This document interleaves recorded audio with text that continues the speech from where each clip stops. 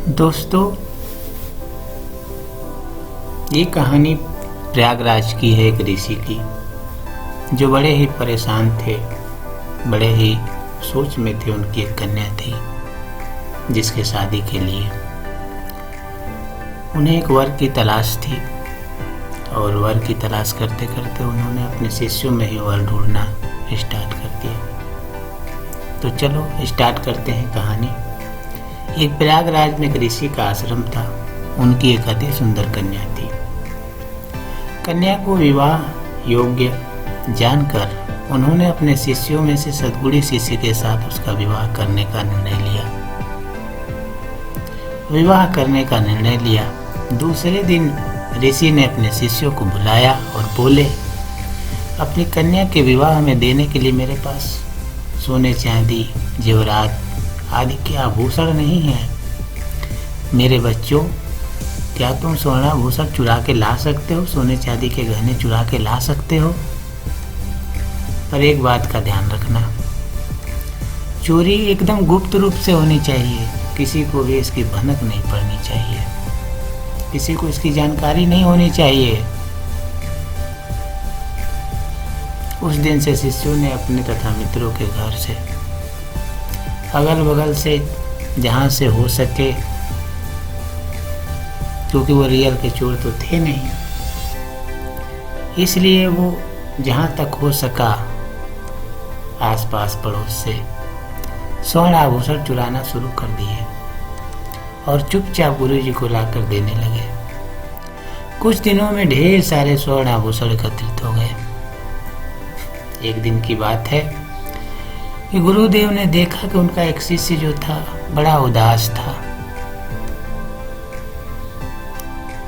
वह चोरी करने नहीं जाता था। उसने अभी तक कोई भी ऐसी सामग्री स्वर्ण आभूषण की लाके गुरुदेव को नहीं दी।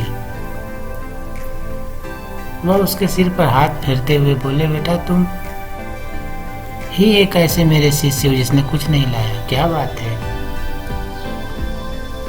शिष्य ने कहा, गुरुदेव आप ऐसा शर्त ही रखे हो, आप गुप्त रूप से लाई गई चीजों को ही स्वीकार करोगे,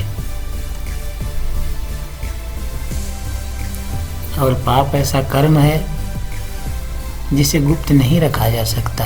क्योंकि दूसरों से भले ही मैं चोरी छिपा लूं, पर अपने आप से तो नहीं छिपा सकता। शिष्य ने उदास स्वर में कहा। ऋषि खुश हो गए और अपने उस शिष्य से बोले, मुझे अपनी कन्या के लिए तुम्हारे जैसे वर की तलाश थी।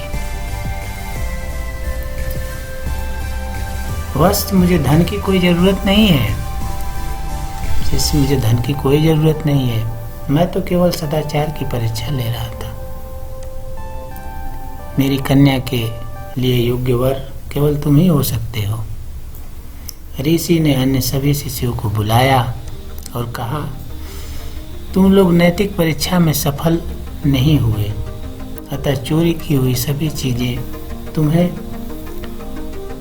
उनके मालिकों को वापस करनी होगी। जाओ और जाके सारे स्वर्ण आभूषण हमारी कुटिया से ले जाकर जहाँ जहाँ से लाए हो उनको वापस दे दो। इस तरह से सारे स्वर्ण आभूषण शिष्यों ने ले जाके दे दिया, और जिस शिष्य को उन्होंने सेलेक्ट किया था, जिसका चुनाव किया था, उससे उन्होंने अपनी लड़की की शादी कर दी। दोस्तों, इससे शिक्षा मिलती है कि सदाचार ही सर्वोत्तम आभूषण है। सदाचार ही सर्वोत्तम आभूषण